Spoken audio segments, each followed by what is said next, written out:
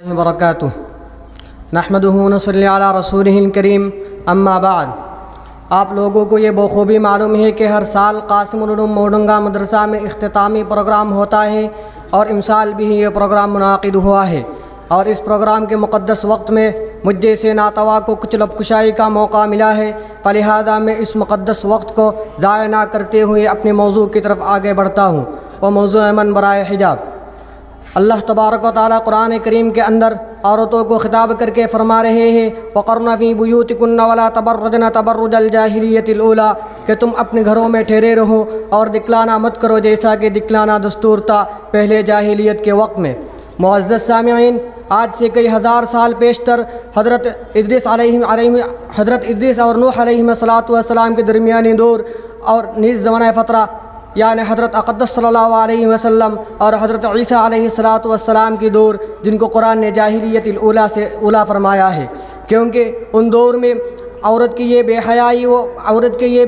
व बेहिजाबी अपनी इंतहा तक पहुँच चुकी थी। उन दौर में औरत को एक नुमाइश और मफाद आम्मा की चीज़ समझ ली गई थी। उसकी हैसियत किसी मुख्फी ख़जाना की सीना थी जो सिर्फ़ अपने ही हक़दार को काम आ सके, बल्कि एक वक्फ़ी दौलत के मानंद थी जिससे हर कस व नाकस हर हालत में फ़ायदा उठा सकता था। चुनांचे कुरान करीम ने उन फ़हशकारियों को तबर्रुजुल जाहिलिया के उन्वान से ज़ाहिर फरमाया है। आज के माशरा में देखा जाए तो औरत के ये बेहयाई व बेहिजाबी उस हद तक पहुँच चुका है कि जाहिलियत ऊला भी उससे शर्मा कर ज़ेर ज़मीन चुप गई। आज की औरत बिलाशुबा कानूनन आज़ादाना हुकूक रखती है, लेकिन उस आज़ादी के उसके अलावा और क्या माना हो सकता है कि वह बिला रोक टोक और या लिबास में सड़कों और तफरीगाहों में निकलती है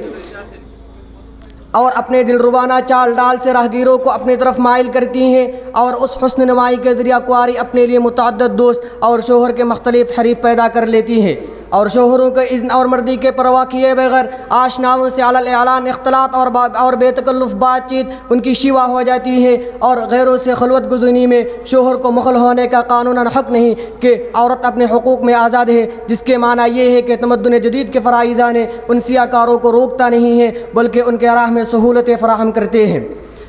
मुअज़्ज़ज़ सामिईन, पर्दा महज़ एक कल्चर का नाम नहीं है जैसे किसी कौम का कल्चर हुआ करते हैं, बल्कि कुरान करीम का हुक्म है। चुनांचे इरशाद बारी ताला है, व इज़ा सअल्तुमूहुन्ना मताअन फ़स्अलूहुन्ना मिन वराइ हिजाब, कि सहाबा कराम रिज़वानुल्लाहि अलैहिम अजमाइन को अगर अज़वाज मुतहरात से कोई चीज़ मांगनी हो तो पर्दा की बाहर से मांगे। या हिजाब के लफ्ज़ से साफ ज़ाहिर है कि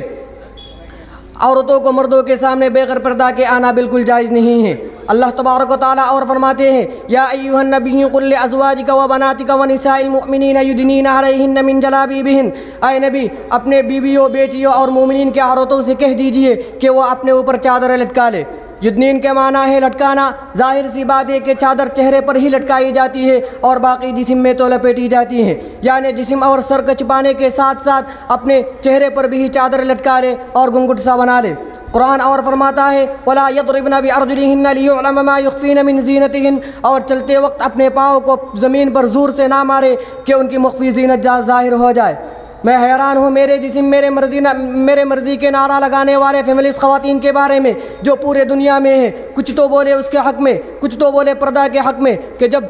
अजीब बात है कि जब जिस्म को बरहना करने की बात आती है, जब जिस्म को बेलिबास करने की बात आती है, तो फेमिनिस्ट ज़हन रखने वाले ख़वातीन मेरे जिस्म मेरे मर्ज़ी के नारा लगाते हैं कि औरत अपने हुकूक में आज़ाद है।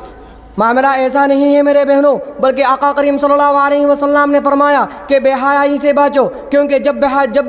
भी बेहयाई आई साथ उसका ज़िना आया, और जब ज़िना आया तो माशरा तबाह व बर्बाद हो गया। मेरे रब करीम ने फरमाया, वला तक़रबुल फ़वाहिश मा ज़हरा मिनहा व मा बतन। ज़ाहिर सी बात है कि ज़िना का रास्ता फ़हश है और फ़हश मुनकर का सबब है, और ज़िना का अहम और बड़ा मरकज़ औरत है जिसके देखने, छूने और मिलाप करने से लज़्ज़त हासिल होती है। मुअज़्ज़ज़ सामिईन, आप लोगों को ये बखूबी मालूम है कि चंद दिन पहले एक वाक़या हुआ है जो हिजाब के बारे में था, और वाक़या सिर्फ 1 मिनट या कई सेकंड की थी, और ये चंद लम्हों के वाक़या इतना मशहूर हुआ कि पूरे दुनिया को हिला दिया है। सोशल मीडिया में, टेलीविज़न चैनलों पर ख़बरों का यह मरकज़ बना हुआ है कि ये लड़की चेहरा छुपा के कॉलेज जा रही है, चंद अवबाश लड़के आके उसको तंग करते हैं और नकाब उतरने को कहते हैं, लेकिन वो लड़की नारा तकबीर लगाते हुए कारज के अंदर दाखिल हो जाती हैं। कहने के तो ये एक मुख्तसर वाक़या है, लेकिन ये वाक़या इतना मशहूर क्यों हो गया? क्योंकि वह अल्लाह के महबूब हो गई। अल्लामा नूई रहमतुल्लाहि अलैहि ने अल्लाह का बंदे से मोहब्बत करने का मतलब उस तरह बयान फरमाए कि अल्लाह तबारक व तआला उसको खैर व हिदायत के साथ साथ दुनिया और आखिरत में इनामात से नवाजता है। आखिरत में तो उसको जन्नत मिलेगा और दुनिया में उसका नाम इतना मशहूर होगा कि पूरे जहान के लोग उसका नाम लेवा हो जाएंगे। चुनांचे उस लड़की के नाम दुनिया के हर बादशाह ले रहा है, यहाँ तक कि दुबई के बुर्ज खलीफा में उस लड़की के नाम जगमगा रही हैं। मैं आखिर में एक बात कहना चाहता हूँ कि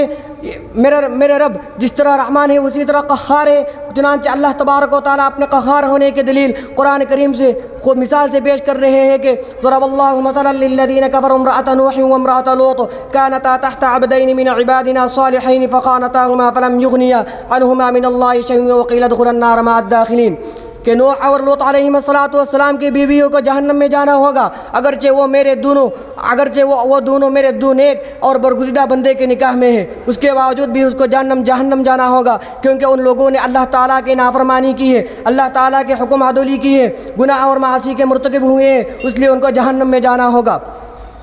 और ये बात भी आप लोगों को मालूम है कि फ़िरऔन की बीवी आसिया उसको जन्नत मिलेगी, क्योंकि वो अल्लाह की फरमाबरदार थी, और फ़िरऔन की बीवी होने के बावजूद भी उसको जन्नत मिलेगा। इसीलिए तो किसी शायर ने क्या ही खूब कहा है कि जैसा करनी वैसा बरनी, ना माना तो करके देख, जन्नत भी है दोज़ख भी है, ना माना तो मर के देख। व आखिर दावाना अल्हम्दुलिल्लाह।